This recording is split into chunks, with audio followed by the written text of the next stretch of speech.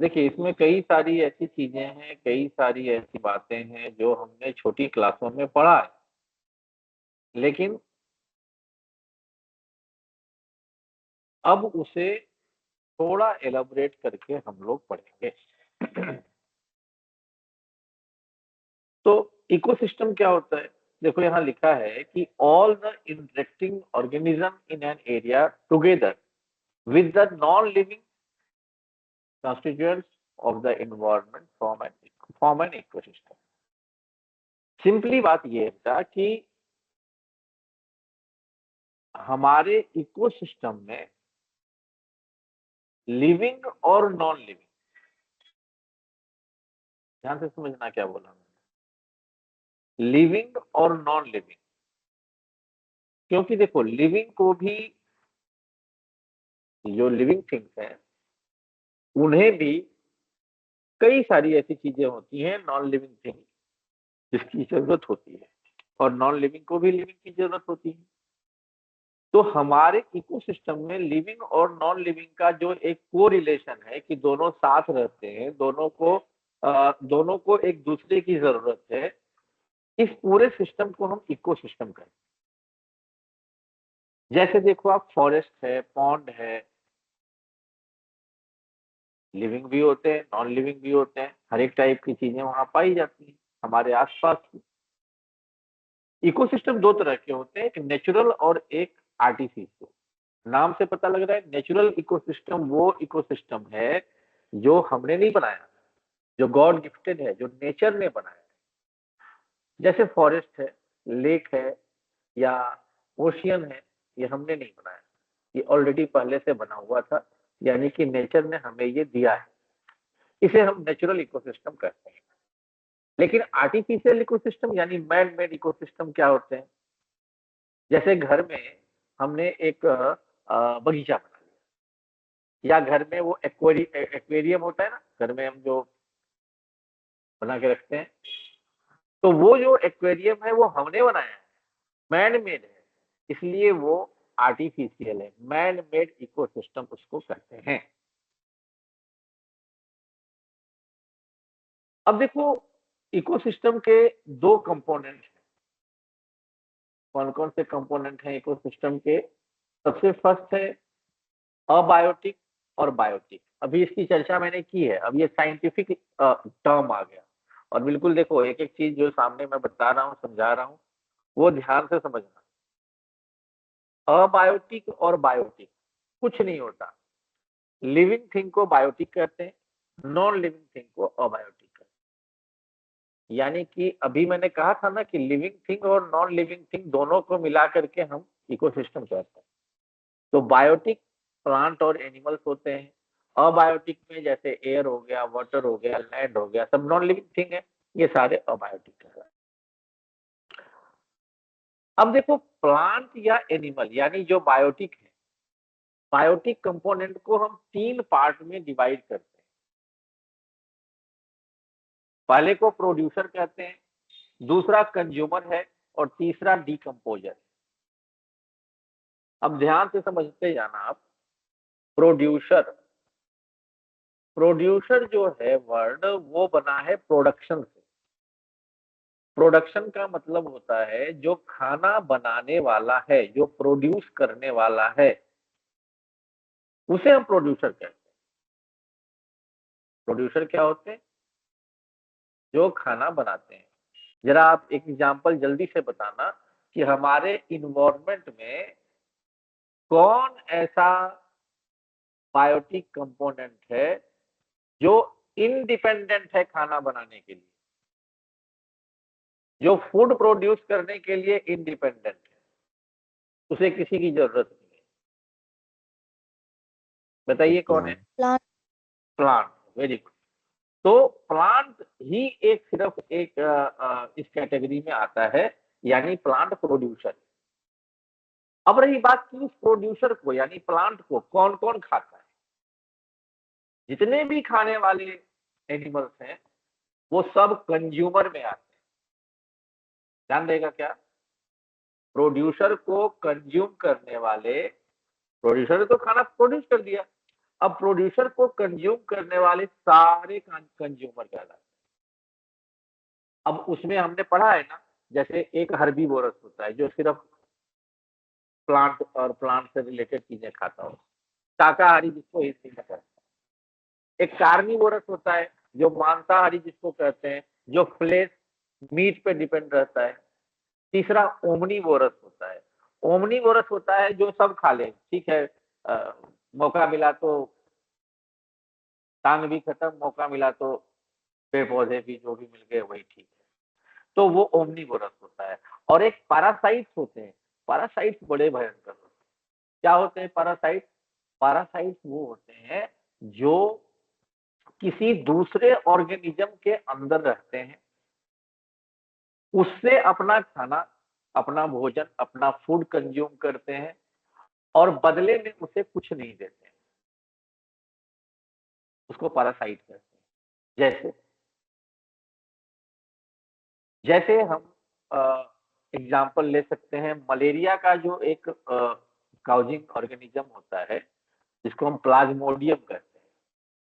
Plasmodium एक parasite जो malaria क्यों होता है, कौन से मच्छर के काटने से, कौन सा मॉस्किटो होता है?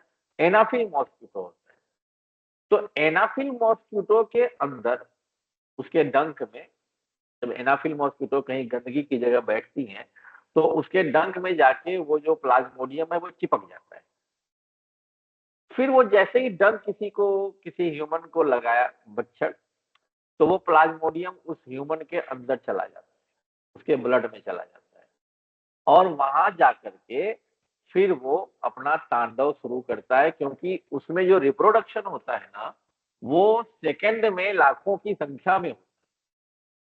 तो जैसे ही ह्यूमन ब्लड में गया, वैसे ही प्लाज्मोडियम का नंबर बढ़ना शुरू होता है और फिर हम घर में कहते हैं मम्मी ठंडा लग रही है, और फिर क्या होता है, थोड़ी देर बाद फीवर हो जाता है और मलेरिया हो जाता है। अब इसको पैरासाइट क्यों कहते हैं, इसको थोड़ा मैं समझा देता हूँ। पैरासाइट इसलिए कहते हैं क्योंकि ये, अभी मैंने कहा ना, ये मॉस्किटो में रहता है, यानी उसके डंक में चिपक जाता है। जब तक वो मॉस्किटो किसी को काटेगा नहीं ना, किसी ह्यूमन को डंक नहीं मारेगा, तब तक वो प्लाज्मोडियम उसी में चिपका रहेगा।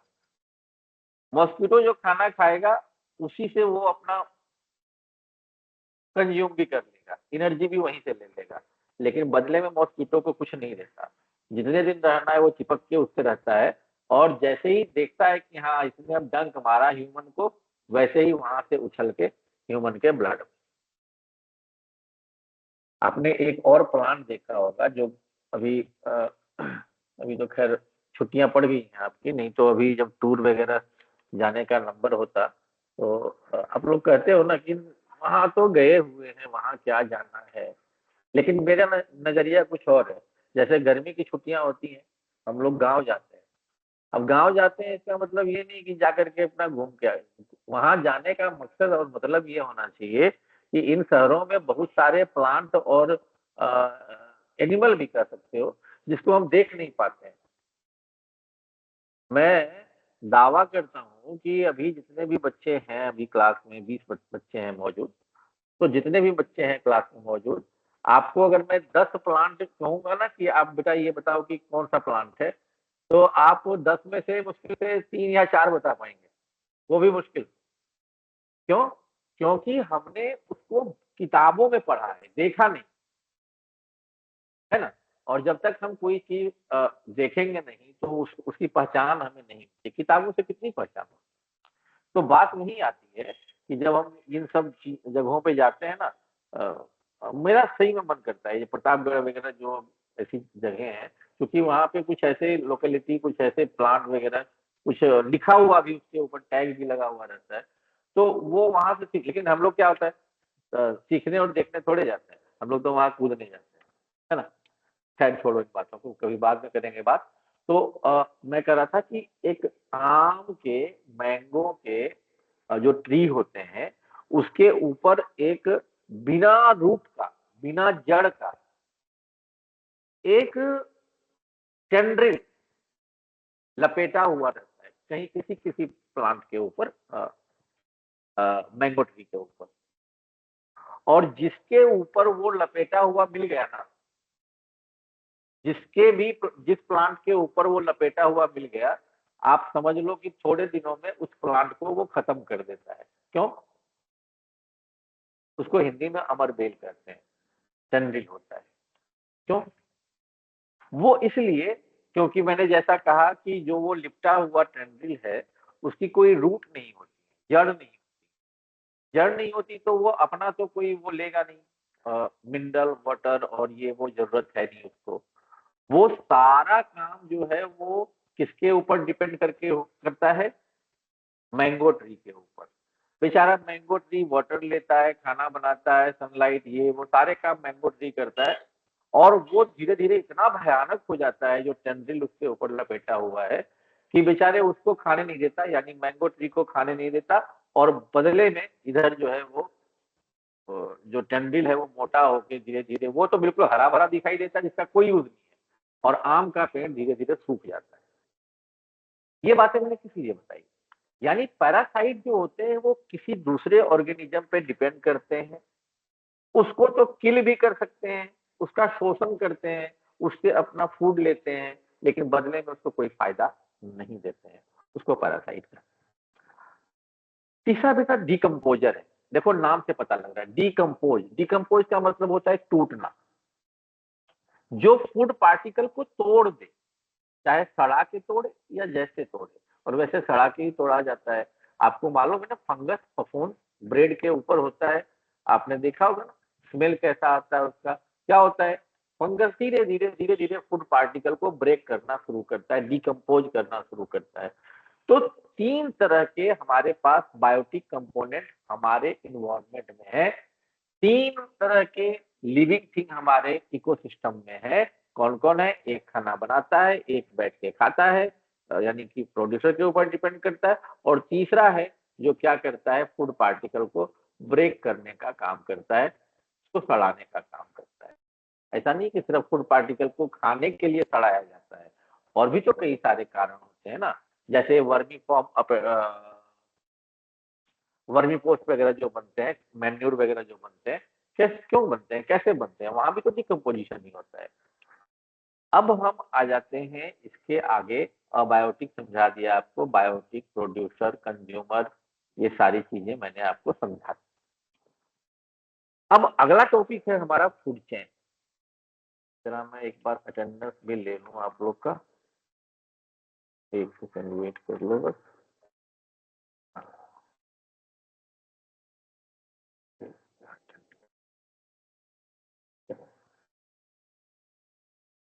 तो अब बात करते हैं फूड चेन की। कोई बताएंगे, कोई समझा पाएंगे क्या फूड चेन क्या होता है बेटा?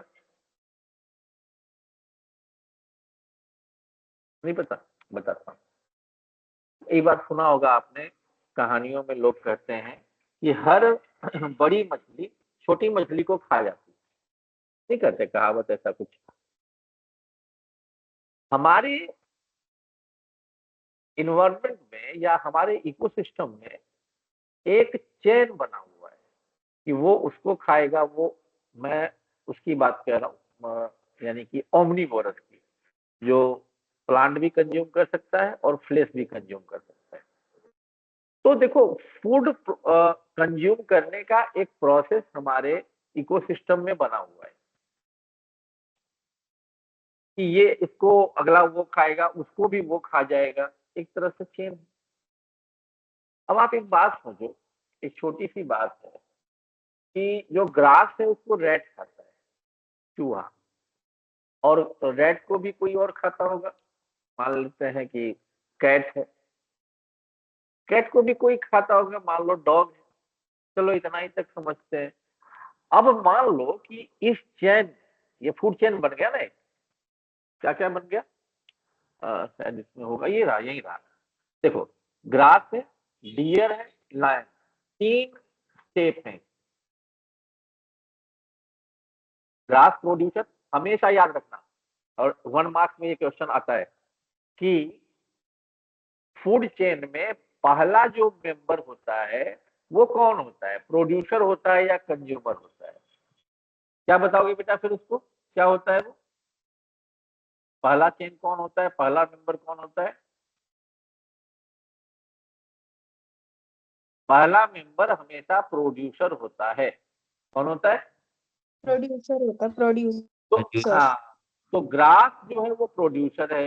इसको पहले डियर ने खाया। अब ग्रास के बाद जितने भी आएंगे ना, ये सारे कंज्यूमर कहलाएंगे। तो ग्रास को जो सबसे पहले खाने वाला है, कौन सबसे पहले खाने वाला है? डियर।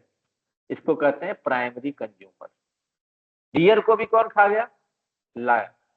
लायन को कहते लायन। हैं लायन को कहते हैं सेकेंडरी कंज्यूमर।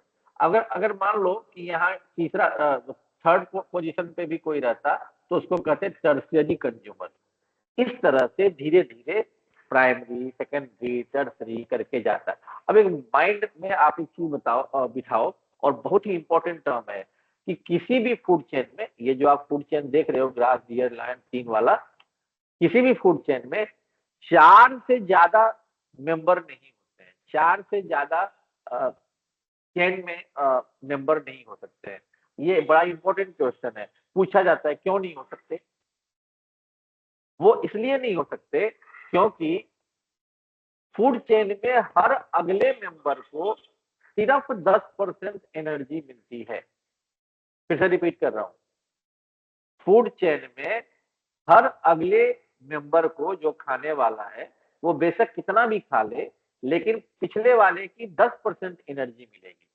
मतलब एक एग्जांपल देता हूं मैं कि ग्रास में मान लो 1000 जूल एनर्जी, ग्रास में मान लो 1000 जूल एनर्जी है। तो जब डियर उसको खाएगा तो 1000 का 10% निकालो, कितना होता है? 1000 का 10% कितना होगा? 400। 100 होगा। यानी कि डियर को सिर्फ 100 जूल मिलेगी। ऐसे ही 100 जूल का 10% निकाल दो, 1 जूल हो जाएगा। लॉयन को बस 1 जूल एनर्जी मिलेगी। सोचो, ग्रास के पास 1000 जूल एनर्जी थी और लॉयन को कितना मिल रहा है? 1 जूल। अब सोचो कि अगर लॉयन के बाद भी कोई इसको खाने वाला होता, अगर होता, तो 1 जूल का 10% क्या होगा भाई? तो जब एनर्जी ही नहीं मिलेगी तो काहे को कोई खाएगा? इसीलिए फूड चेन में लॉन्ग फूड चेन नहीं बनाए जाते हैं। और ये जो 10% ट्रांसफर होता है ना, ये देखो अगले टर्म में लिखा हुआ है। क्या लिखा हुआ है? कि only 10% of energy is transferred to the next trophic level, the remaining 90% energy is used in life process. 90% energy हमारे इन्वायरमेंट में भाग जाता है, सिर्फ 10% अगले को ट्रांसफर होता है। इसी को हम 10% लॉ करते हैं। इंपॉर्टेंट। ये जो बातें मैंने अभी समझाई है वो देखो यहाँ पे लिखा हुआ है। अब आगे बात करते हैं कि बायोलॉजिकल मैग्निफिकेशन क्या होता है।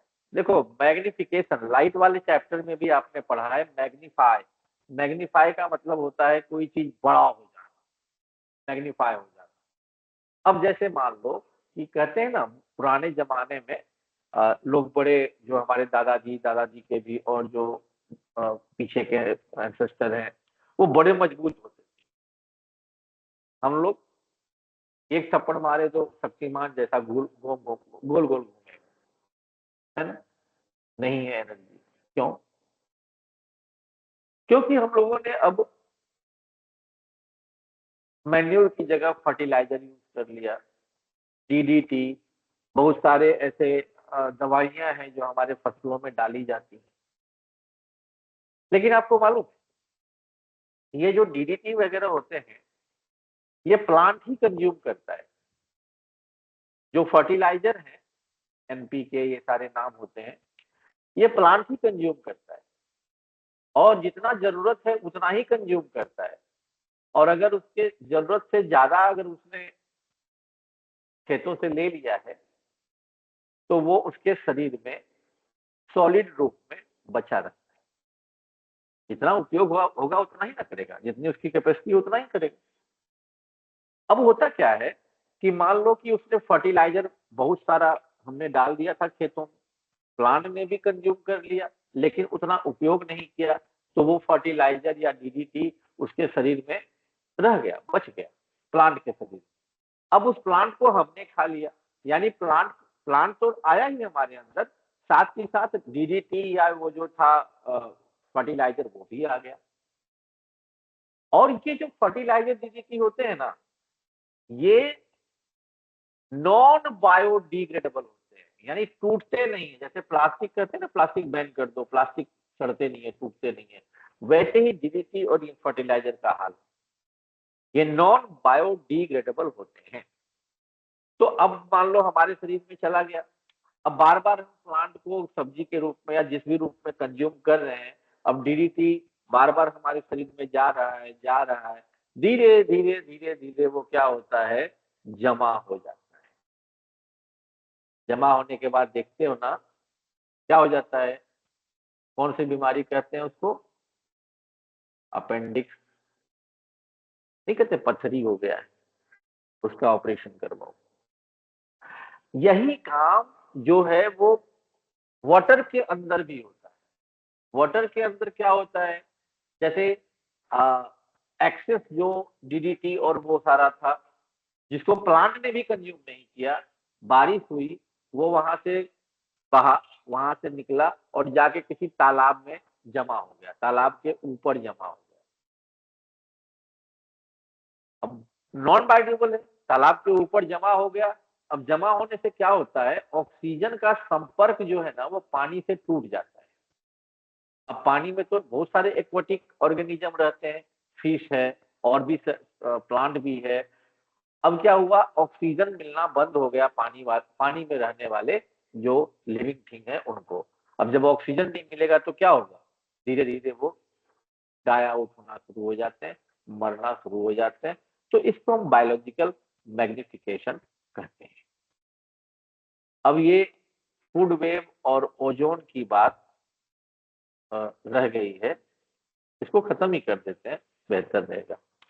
देखो फूड वेव क्या होता है, फूड चेन हमने क्या देखा कि एक लाइन हमने दिखाई कि डियर ने ग्रास को खाया, डियर को लायन ने खाया।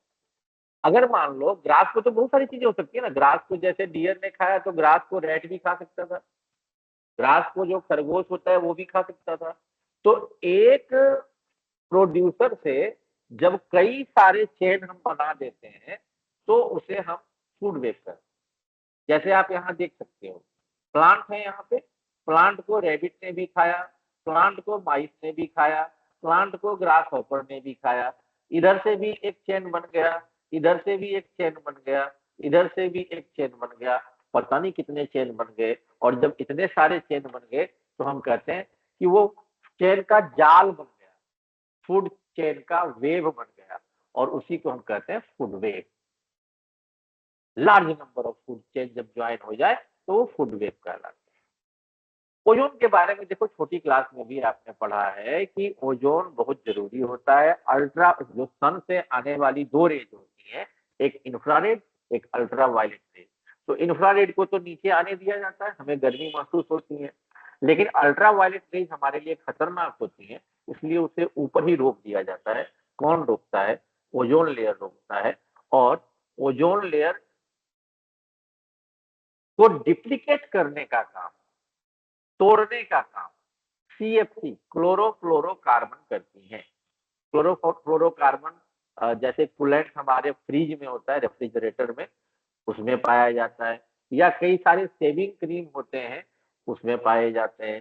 तो सीएफसी का कम से कम यूज करना चाहिए हमें, जिससे कि ओजोन हमारा बचा रहे। क्योंकि अगर ओजोन कहीं से ब्रेक होगा, अगर सन की रेज अर्थ पे आएगी तो वो हमारे स्किन पे कैंसर से लेकर के पता नहीं क्या क्या रोग को कर सकती है। अब एक लास्ट है, ये मैंने वैसे अभी बताया था कि गार्बेज डिस्पोजल जो होते हैं, लाइफ स्टाइल को अगर आपको इम्प्रूव करना है, खास करके दिल्ली में ये चुनौतियां मतलब बहुत ज्यादा है कि देखो एक कूड़े का पहाड़ है, दिल्ली में पहाड़ नहीं है लेकिन कूड़े का पहाड़ है। तो जो गार्बेज है, जो कूड़े हैं, वो कैसे डिस्पोज किए जाए, कैसे हटाए जाए। तो हमारे कूड़े कचरों में दो तरह की चीजें होती हैं, एक बायोडिग्रेडेबल होता है, एक नॉन बायो, जो एक जो टूट सकता है, एक नहीं टूट सकता है। तो जो टूट सकता है, जैसे मैं एक छोटा सा एग्जांपल देके, बस ये लास्ट टॉपिक है, खत्म ही कर रहा हूँ इसको। एक छोटा सा एग्जांपल आपको मैं दे देता हूँ कि कैसे हम वेस्ट डिस्पोजल करते हैं। तो जैसे हमारे पास ये नालियों में पानी वगैरह जो जाते हैं, पानी क्या, कचड़े भी होते हैं। जब ये ट्रीटमेंट प्लांट तक पहुंचते हैं, वहां पे क्या होता है, एक दो तरह के रॉड लगाए जाते हैं। एक कैथोड रेज होता है, एक एनोड रोड होता है। एक पॉजिटिव वाला होता है, एक निगेटिव वाला होता है। तो जो यहाँ से कचड़े जा रहे हैं, उसमें जो सॉलिड चीजें हैं, उस पर हमेशा पॉजिटिव चार्ज होता है, और जो वाटर है वो निगेटिव चार्ज में आता है। तो होता क्या है कि जो सॉलिड है, क्योंकि उस पर पॉजिटिव चार्ज है, उसको जो है निगेटिव रॉड खींच लेता है, और जो निगेटिव है उस पर पॉजिटिव चार्ज है, उसको दूसरी तरफ खींच लेता है। उसके बाद उस वाटर को जो अलग से चला गया पॉजिटिव वाले के पास, उसको प्यूरिफाई करते हैं, और फिर उसे पार्क वगैरह में वाटरिंग करने के लिए या रोड बनाने के लिए वहां उपयोग करते हैं। और जो इधर कचड़े आए, उनको डीकम्पोज, अभी बताया था ना टर्म, उनमें बैक्टीरिया वगैरह डाल करके डीकम्पोज कर देते हैं, उसको खाद बना देते हैं, मैन्योर बना देते हैं, और फिर उसका प्लांट वगैरह में, पार्क वगैरह में छिड़काव करने के काम में लाते हैं। बेटा ये है गार्बेज डिस्पोजल। तो लास्ट ये टॉपिक है कि आप वेस्ट डिस्पोजल को कैसे आप मिनिमाइज कर सकते हैं, कैसे आप उसको कर सकते हैं। तो आप बायोगैस प्लांट लगाएं, सीवेज ट्रीटमेंट प्लांट अभी मैंने आपको समझाया है, लैंड फिलिंग करें। भाई आप चले जाओ किराड़ी की साइड में, बहुत सारी ऐसी जगह हैं जहाँ पे कि अभी भी आज के दिन में भी पानी जमा रहता है, कभी नहीं सूखता। तो वो जो वेस्ट मटेरियल है उसको वहां डाल दो ना, लैंड फिल हो जाएगा, जमीन बच जाएगी। या फिर आप कंपोस्टिंग कर सकते हैं, कंपोस्ट बना सकते हैं, उसका रिसाइकल कर सकते हैं, या अगर कोई ऐसी चीजें हैं जो रीयूज होने लायक है तो कर सकते हैं। तो ये इन्वायरमेंट के टॉपिक से, जहाँ पे हमने आ, ये सारी चीजें पढ़ी, और ये चैप्टर अब आपको करना है, कंप्लीट करना है। आज आपको मैंने ये चैप्टर खत्म ही कर दिया है ना। अब आगे चलते हैं, कल करेंगे, बहुत पढ़